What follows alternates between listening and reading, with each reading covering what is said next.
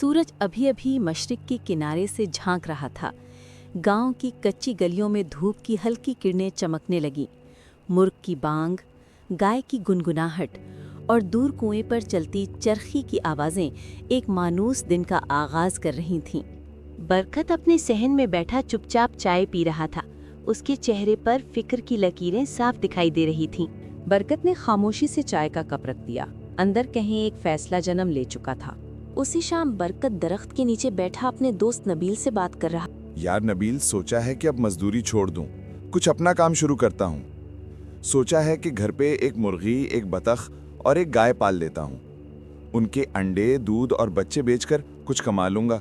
बरकत बाजार गया। वहां से उसने एक चिकनी सी सफेद मुर्गी, एक मोटी सी बतख और आखिर में एक गाय खरीदी। इन जानवरों को देखकर बरकत के दिल में एक अजब खुशी थी, जैसे उसने जिंदगी की सबसे बड़ी दौलत हासिल कर ली हो। घर आकर उसने सहन में तीनों के लिए अलग अलग जगह बनाई। एक पुराना पिंजड़ा मुर्गी के लिए, पानी की नांद बतख के लिए और गाय के लिए। एक रात बरकत के ख्वाब में उसका बाप आया। बाप ने कहा, बेटा, मेहनत कभी जाया नहीं जाती। जो जमीन तुम सेंचोगे वही फूल देगी, हिम्मत ना हार। अगली सुबह बरकत ने नए जज्बे से काम शुरू किया। उसने मुर्गी के लिए बेहतर दाना खरीदा, बत्तख के लिए नया पानी का टब बनाया और गाय के चारे में थोड़ा गुड़ मिलाया ताकि दूध बढ़े। चंद दिन गुजरे तो हैरत अंगेज तब्दीली नजर आई। मुर्गी ने अंडे देना शुरू कर दिए, बत्तख भी अंडे देने लगी और गाय का दूध बढ़ गया। सुगरा खुशी से बोली, देखा बरकत, मेहनत रंग लाई। बरकत ने मुस्कुराकर कहा, बस दुआ करती रहना, अभी आगाज है। एक हफ्ते बाद बरकत 2 दर्जन अंडे और 5 लीटर दूध लेकर गांव के बाजार पहुंचा। बाजार में लोगों ने उसके ताज़ा अंडे और खालिस दूध की तारीफ की। सारा माल जल्दी बिक रहा। बरकत के हाथ में पहली बार मुनाफा आया। उसने सोचा, यही वो दिन है जिसका मैंने ख्वाब देखा था। घर आकर उसने माँ के कदम चूमे।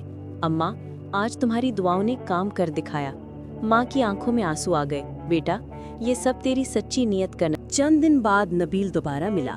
क्या हाल है बरकत, अब भी जानवरों से बातें करता है? बरकत ने मुस्कुराकर कहा, हाँ, मगर अब वो जवाब भी देते हैं, अंडे और दूध की सूरत में।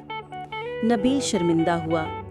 सच कहूँ तो मैं समझता था तू नाकाम हो जाएगा, मगर तूने साबित कर दिया कि मेहनत वाला कभी हारता नहीं। बरकत ने 2 अंडे उसके हाथ में रख दिए। ले, दोस्ती की निशानी। महीने गुजरते गए।